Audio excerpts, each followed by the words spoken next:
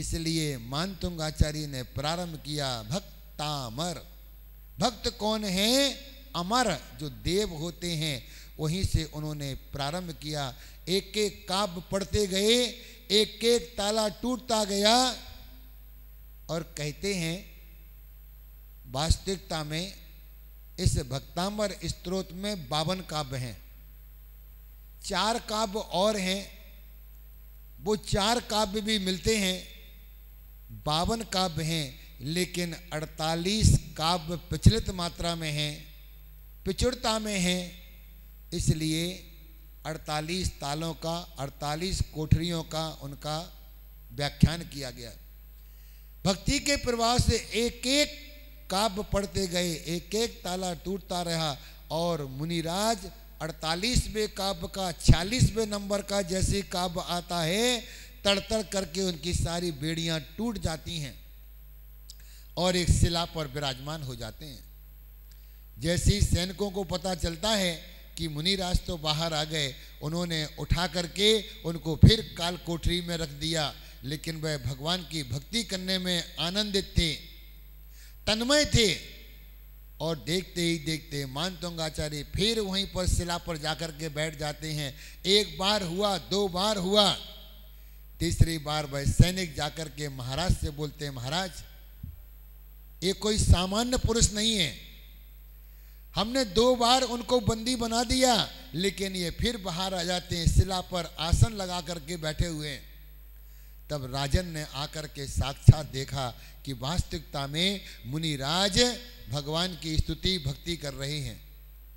उसी समय राजा ने नतमस्तक कर उनकी भक्ति करी, उनसे क्षमा याचना किया कि हमने अज्ञानतावश दूर से के बहकावे में आकर के हमने आपका अपमान किया, हम क्षमा चाहते हैं। उसी समय मानतुंग आचार्य जो क्षमा की मूर्ति, उन्होंने राजन को और मंत्री को दोनों को क्षमा करते हुए वहाँ से विहार करके भोजपुर में आते हैं। और भोजपुर में आकर के आचार्य शुभचंद्र महाराज के चरण सानिध्य में रह करके उन्होंने उत्तम समाधि को धारण किया। ऐसे महान आचार्य आज भी भक्तांबर स्तोत्र चारों संप्रदायों में बराबर पूजा जाता है। एक लाइन के अंदर 56 अक्षर हैं और पूरे भक्तांबर जी में 2688 शब्द हुए हैं। 4 शब्द ऐसे हैं जो प्रत्येक काव्य में आते हैं, मा, ना, ता, रा। प्रत्येक काव्य में ये 4 अक्षर जरूर आते हैं, मा, ना, ता और रा। इन चारों अक्षरों को मिला देते हैं तो बन जाता है मंत्र। मा, ना, ता, रा, मंत्र। एक शब्द ऐसा है जो पूरे भक्तांबर स्तोत्र में कहीं पर भी नहीं आया, उसका नाम है णा। णमोकार मंत्र वाला णा पूरे भक्तांबर जी में नहीं आया। एक स्थान पर मानतुंग आचार्य आदिनाथ भगवान को 4 बार नमस्कार करते हैं। एक एक काव्य के अंदर में एक एक उदाहरण देते हैं, एक एक काव्य के अंदर में एक एक भक्ति का और मंत्र का रहस्य बताते हैं। ऐसे भक्तांबर जी में 1 नंबर का, 8 नंबर का, 16 नंबर का, 24 नंबर का, 32 नंबर का और 44 नंबर का और 48 नंबर का एक काव्य के छंद अपने आप में बड़े अनुपम हैं। भक्तांबर का पहला छंद ही अपने आप में भगवान को भक्ति पूर्वक नमस्कार कर रहा है। ऐसे मानतुंग आचार्य का द्वारा कई लोग हिंदी का अनुवाद पढ़ते हैं।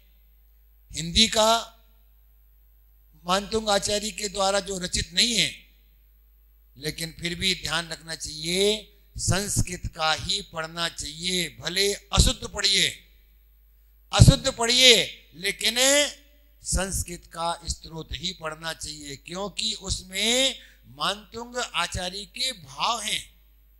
जिस भाव से उन्होंने स्तोत्र को रचा उसमें तन्मयता है, भक्ति है और प्रत्येक काव्य की एक एक कहानी है।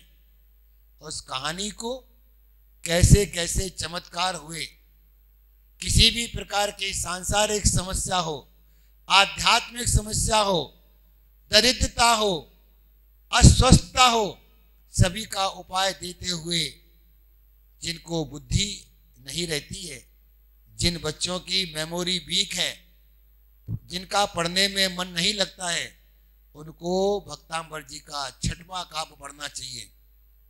ये अपने आप में बुद्धि को देने वाला है। 45वें नंबर का काम स्वास्थ्य लाभ के लिए होता है। भक्तांबर जी केवल एक स्तोत्र नहीं है, एक भक्ति में तन्मयता, और जब तन्मयता आती है एक एक शब्द अपने आप में औषधि का काम करता है। भक्तांबर स्तोत्र नहीं, एक एक शब्द अपने आप में मंत्र है, जिनको बोलते बीजाक्षर। इसी के 48 यंत्र भी बने हुए हैं। एक एक काव्य का एक एक यंत्र है। उनकी आराधना करने से, स्तुति करने से, उसका गान करने से आज भी यह ऐसा स्तोत्र है कि आज भी हमारी समस्याओं का समाधान करता है। कहीं डर लग रहा हो, किसी का भय हो, कोई शारीरिक तकलीफ हो, एक एक काव्य में जब इतना इतना रहस्य भरा है, तो जब 48 काव्य पूरे पढ़ते हैं तो सारी समस्याओं का समाधान हो जाता है। हमने दरिद्र को भी धनवान बनते देखा है, हमने रोगी को भी निरोगी होते देखा है, हमने बुद्धिहीन को भी बुद्धिमान बनते देखा है। और इस काव्य को जब पढ़ते हैं तो ऐसी तन्मयता आ जाती है। पढ़ते जाइए, पढ़ते जाइए। 48 दिन का यह महाअर्चना, 48 दिवसीय भक्तांबर महामंडल विधान आचार्य विद्यासागर गौशाला प्रांगण में चल रहा है। सुबह प्रातः काल 7 बजे प्रारंभ होता है और 10 बजे तक भगवान की भक्ति के साथ में समोसरण में बैठे हुए 25 जिन बिंबों के सामने यह स्तुति होती है। ऐसे जंगल में मंगल करने वाला यह नौरसपुर गांव, जो कि जिला गाजियाबाद में आता है, एक बार भी जो भगवान की भक्ति करने आता है वह तन्मय हो जाता है। यहाँ का प्राकृतिक वातावरण जो अपने आप में स्वस्थता की निशानी है, निरोगता को प्रदान करने वाला है, ऐसे क्षेत्र पर आकर के यह प्रथम बार चातुर्मास करने का अवसर प्राप्त हुआ है। यहाँ पर एक जिन मंदिर का निर्माण हो रहा है, जो कि शांतिनाथ भगवान मूल नायक, और वह मूर्ति, वह प्रतिमा अपने आप में बड़ी अद्भुत होगी। लगभग 16.25 फुट की यह मूर्ति 40 टन अर्थात 40,000 किलो की वह जिन प्रतिमा जब नैऋत्य कोण में विराजमान होगी, जब क्षेत्र को अपने आप में भारी बना देगी और दोनों तरफ 24 विराजमान होगी, 7.25 फुट की 24, तब यह क्षेत्र अपने आप में सभी को नजर आएगा। इस क्षेत्र का पुण्य जागृत, किसी क्षेत्र का, किसी भूमि का जब पुण्य जागृत हो जाता है तो फिर उस काम को पूरा होने में समय नहीं लगता है।